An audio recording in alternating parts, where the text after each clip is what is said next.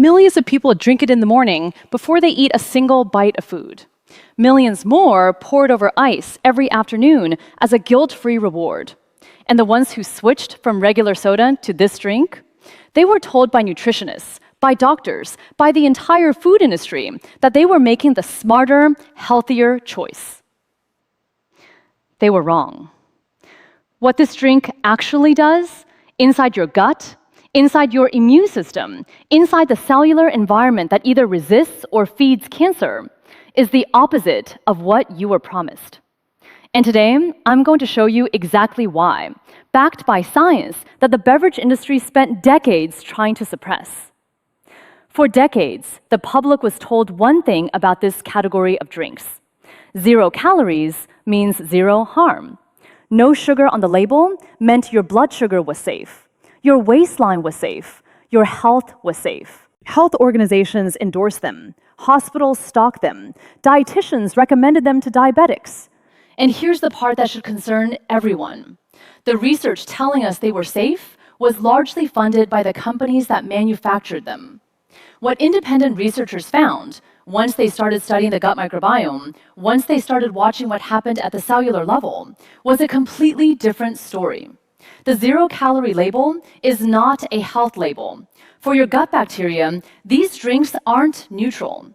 They are disruptive in ways that ripple from your digestive tract all the way to your immune system's ability to recognize and eliminate abnormal cells.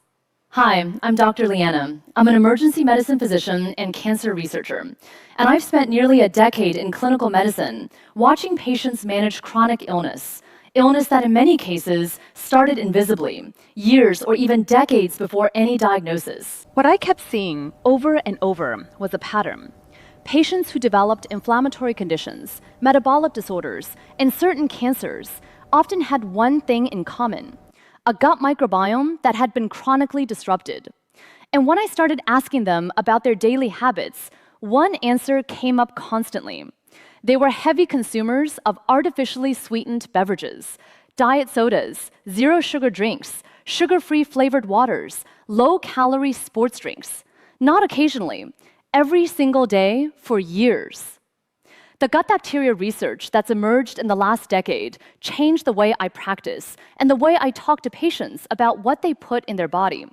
Because what researchers discovered is not subtle. It is measurable. It is mechanistic, and it directly connects what you drink daily to the biological conditions that allow cancer to grow. In this video, I'm going to walk you through exactly what's happening. Why artificially sweetened drinks, the ones with 0 sugar on the label, are among the most potent disruptors of beneficial gut bacteria science has identified. The specific bacteria they wipe out, and why those bacteria are the backbone of your immune system's ability to fight cancer. The biological mechanism by which a disrupted gut microbiome becomes a tumor-friendly environment. The clinical research that now links these drinks to accelerated tumor-feeding pathways. Why most people feel absolutely nothing until damage has been accumulating for years. And the exact replacement protocol, specific drinks, specific timing, that begins restoring gut bacteria within weeks. Quick favor before we get into the science. I get messages from people who say they've been watching my videos for months and didn't realize they never subscribed. Could you double check right now? It takes 2 seconds, it's free, and it helps this channel reach more people who want actual science, not sponsored content, not industry talking points, just real information about what's happening inside their bodies.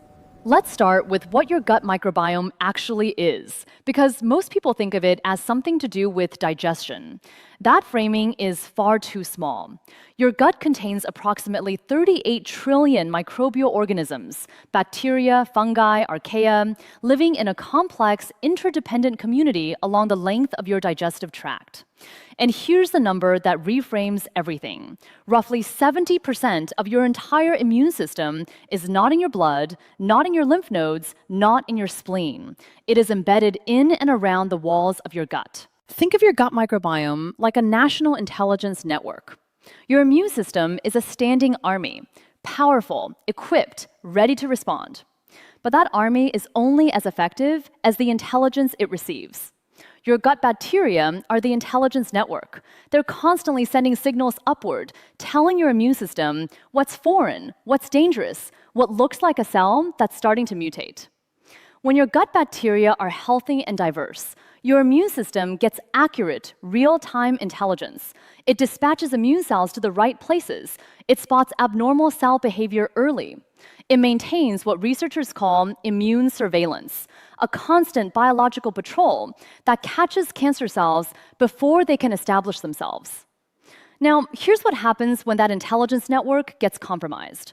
When you systematically wipe out key bacterial species, your immune system doesn't just get worse information, it becomes functionally blind in certain areas. Abnormal cells that would have been flagged and eliminated don't get flagged.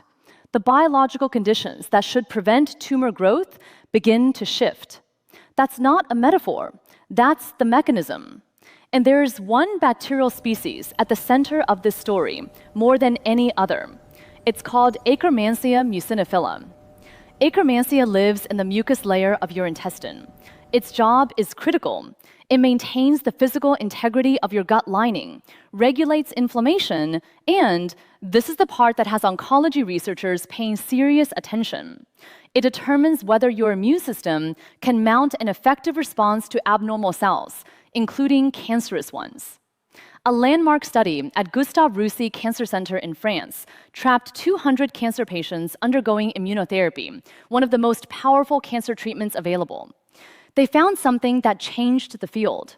Patients whose gut microbiomes were rich in Akkermansia responded to treatment. Their tumors shrank. In some cases, they achieved complete remission.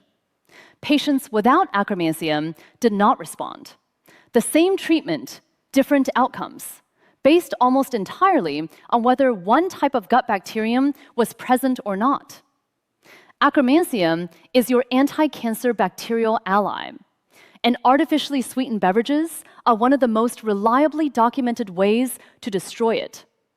So how exactly do artificial sweeteners disrupt the gut microbiome? Because for years, the industry argued they pass through the body unchanged, inert, harmless. That argument is now demolished. Here's what the research shows is actually happening. Artificial sweeteners, the primary compounds are sucralose, aspartame, saccharin, and acesulfame potassium, do not behave like passive passengers in your digestive system. They reach your colon, and there they encounter your gut bacteria. A 2022 study published in Cell, one of the most respected journals in biological science, directly tested this. Researchers at the Weizmann Institute recruited healthy adults, confirmed they had no history of artificial sweetener use, and gave them controlled doses of 4 common sweeteners for 2 weeks. The results were unambiguous. 2 of the 4 sweeteners, saccharin and sucralose, significantly altered the gut microbiome in every subject tested. Not a minor shift, a measurable, consistent disruption of bacterial communities. Saccharin and sucralose changed glucose metabolism in the host, not by acting on the body directly, but by restructuring the bacterial ecosystem that regulates glucose metabolism. Let that sink in. A 0-calorie drink changed how the body handles blood sugar, not through the drink itself, but by altering the gut bacteria that regulate that process.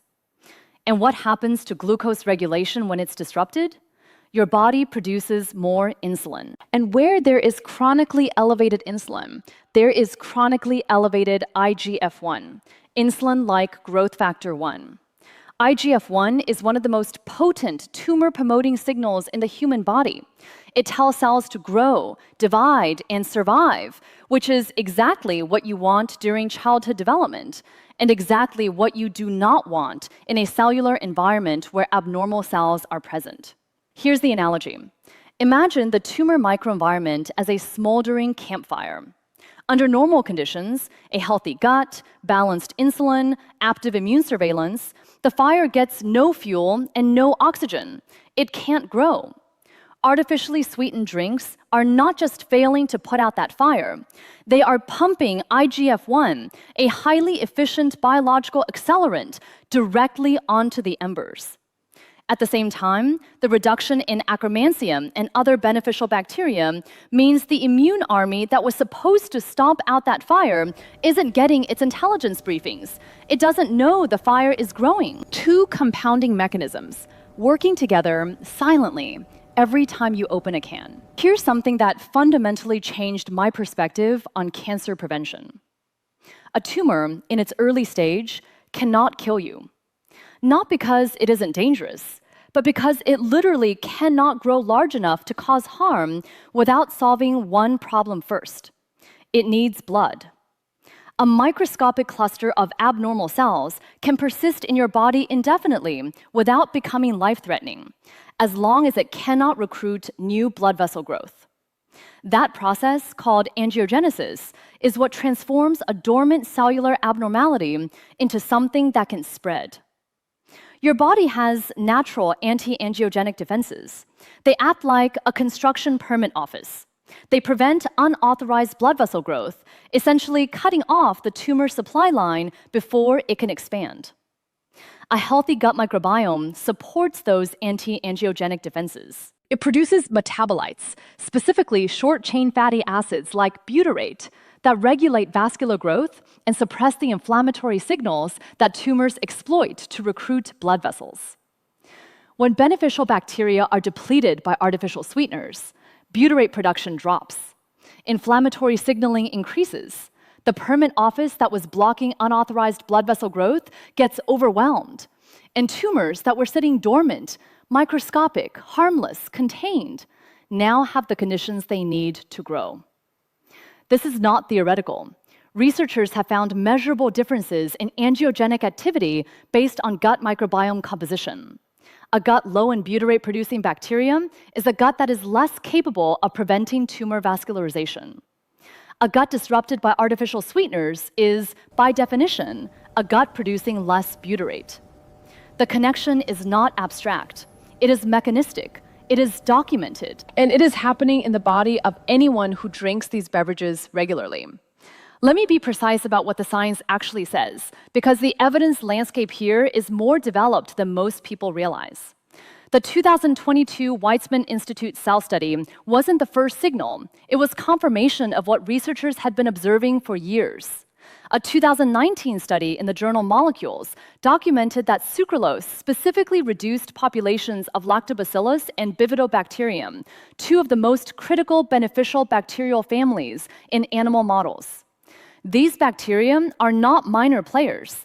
They produce vitamins, regulate inflammation, and produce compounds that directly support immune surveillance function. A review published in Nutrients compiled evidence from multiple human and animal studies showing that saccharin, the sweetener used in Sweet and Low and hundreds of sugar-free packaged foods, consistently altered gut microbiome composition in a direction that promoted glucose intolerance, even in subjects who had previously normal blood sugar regulation. In 2023, a large-scale prospective cohort study following over 100,000 French adults found that higher consumption of artificially sweetened beverages was associated